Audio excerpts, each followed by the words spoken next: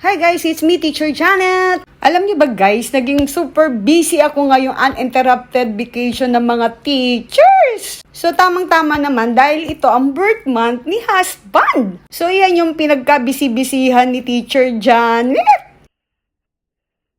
Alam niyo ba guys, pag ganito may mga event, kailangan mong magtipid. So ang ginawa ko, nag-DIY na lang ako guys. Kasi guys, mas malaki ang matitipid natin kung tayo ay nagdi-DIY. Dahil meron naman ako ditong laminator at saka printer at saka mga ibang gamit ko rito. Dahil teacher nga tayo, marami tayong gamit na naka-stack dito at naitatabi natin.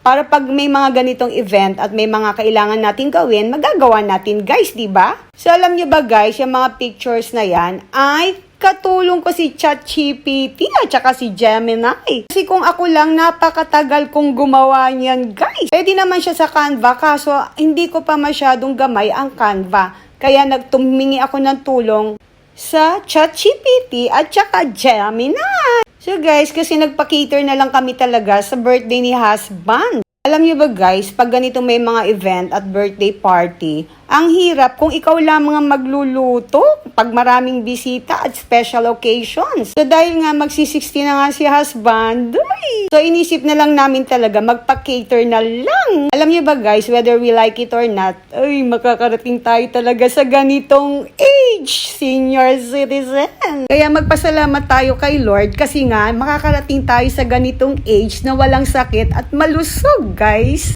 So guys, itong ginawa kong kaek-ekan, charis, ilalagay ko ito sa mga table doon sa event. Kasi alam niyo ba kung nakaka-attend kayo ng mga ganitong event, may mga number sa bawat table. So guys, dahil nga buffet, kailangan natin numberan ang bawat table. Kasi nga para pagpipila ay hindi nagkakagulo at hindi nagkakaunahan. So syempre, uunahin natin ang table 1. Swerte ang mga bisita kung sila ay mapupunta ng table 1.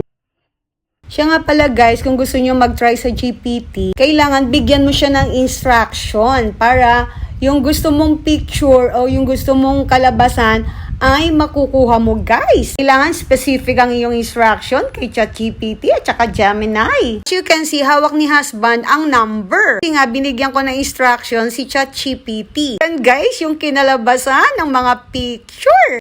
So guys, dahil picture nga lang ni husband, meron pang bakante sa likod guys. Para hindi naman masayang yung likod at may mababasa sila habang sila ay kumakain guys. Alam niyo ba guys, dahil bare nga yung likod, nilagyan ko siya ng Bible verse. Dahil time ito ng kainan, so nilagyan ko siya ng enjoy eating. So guys, nilagyan ko siya ng Bible verse sa likod. So dahil time nga ito ng kainan, ito ang inilagay ko. Enjoy eating. This food is a blessing from God. Eat up and do not waste any. Finish your food. Let nothing be wasted. John chapter 6 verse 12. Diba guys? Para yung mga bisita ay mag-isip-isip na dapat hindi tayo nag-aaksaya ng pagkain. Dahil yan ay biyaya ng Panginoong Diyos. At isipin din natin guys na marami ang hindi nakakakain. Kasi guys, sa mga ganitong event, marami talaga akong nakikita na sayang ang mga pagkain na kanilang hindi nakakain, tatapon lang. Ayan na guys. Thanks for watching. God bless us all. Love you guys.